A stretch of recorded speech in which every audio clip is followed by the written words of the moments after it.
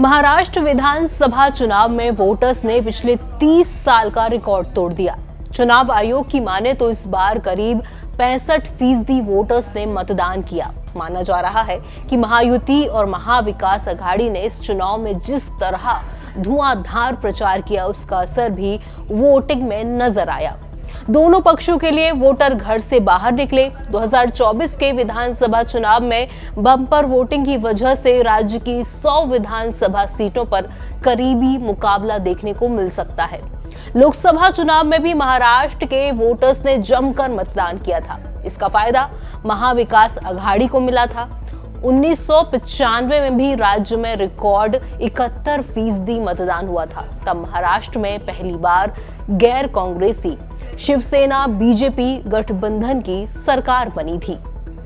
Experts मानते हैं कि विधानसभा चुनाव के दौरान महायुति और एमवीए के दलों ने अग्रेसिव कैंपेनिंग की है। बीजेपी के बटेंगे तो कटेंगे और एक है तो सेफ है ने चुनावी माहौल की गर्मी बढ़ा दी है।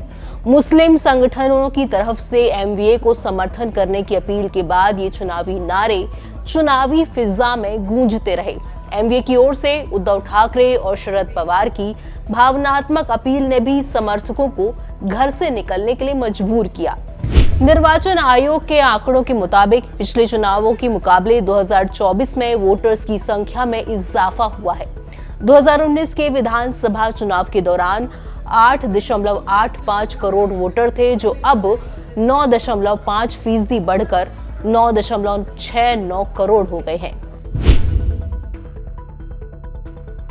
चुनाव का ट्रेंड रहा है कि जब वोटिंग प्रतिशत बढ़ता है तो सत्ता बदलती है, मगर महाराष्ट्र में इसमें अपवाद है।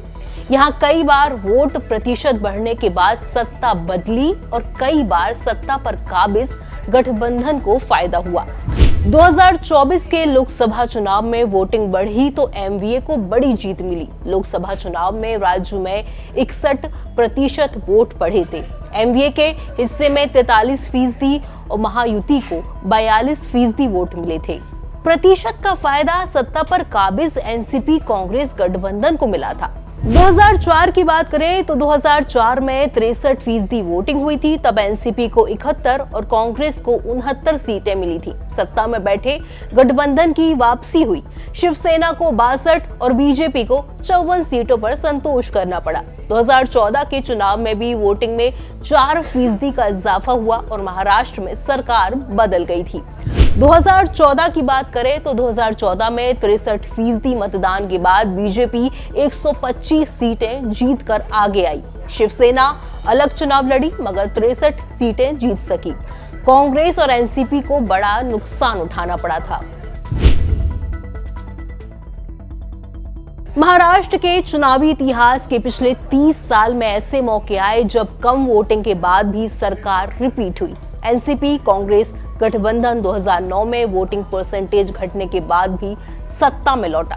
2009 में 59% वोटिंग हुई थी। वोटिंग परसेंटेज में गिरावट का फायदा सत्ता पर काबिज एनसीपी और कांग्रेस को मिला।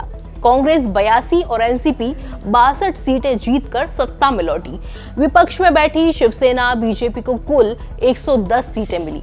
उस समय मन से यानी कि महाविकास नवनिर्माण सेना ने 13 सीटें जीतकर महायुति को झटका दिया था। अब बात फिर से 2019 की। 2019 में भी पिछले चुनावों के मुकाबले 2% कम यानी कि 61% मतदान हुआ, मगर सरकार नहीं बदली। इस चुनाव में बीजेपी शिवसेना की सीटें कम हुई हैं।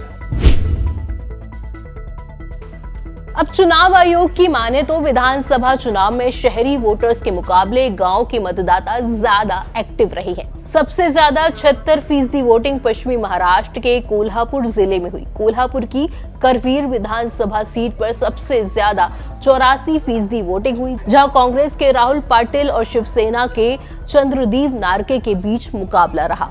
वहीं मुंबई शहर में सबसे कम 52% वोटिंग दर्ज की गई। दक्षिण मुंबई के कुलाबा में सबसे कम 44% मतदान हुआ। इस सीट से बीजेपी के राहुल नार्वेकर और कांग्रेस के हीरा देवासी के बीच टक्कर है। अब बात करें बारामती सीट की, जहां से डिप्टी सीएम अजित पवार भी प्रत्याशी रहे, तो उनके विधानसभा क्षेत्र बारामती में भारी मतदान हुआ, जहां पिछले चुनावों के मुकाबले करीब 3% ज्यादा 71% वोटिंग हुई। उनका मुकाबला भतीजे युगेंद्र पवार से है। इस सीट के प्रचार के आखिरी दौर में शरद पवार ने चुनावी राजनीति से संन्यास लेने की इमोशनल अपील की थी। क्षेत्र के वोटर भी चाचा भतीजे के बीच बटे दिखे। हालांकि उनका कहना है कि दोनों में से हारे कोई, दर्द तो होगा ही। सीएम एकनाथ शिंदे की विधानसभा सीट कोपरी पचपखड़ी में 59% और डिप्टी सीएम फडणवीस की नागपुर दक्षिण पश्चिमी सीट पर 54% वोटिंग हुई। वोटर्स ने अपना मत दे दिया है। 23 नवंबर को पता चलेगा कि बढ़े वोट प्रतिशत का फायदा किसे मिलेगा। अभी तक जारी एग्जिट पोल में महायुति को बहुमत दिया गया है। हमारी इस खबर में इतना ही। ऐसी तमाम खबरों को देखने के लिए बने रहिए नवभारत टाइम्स के साथ। मैं हूं सुचिता जैन। नमस्कार।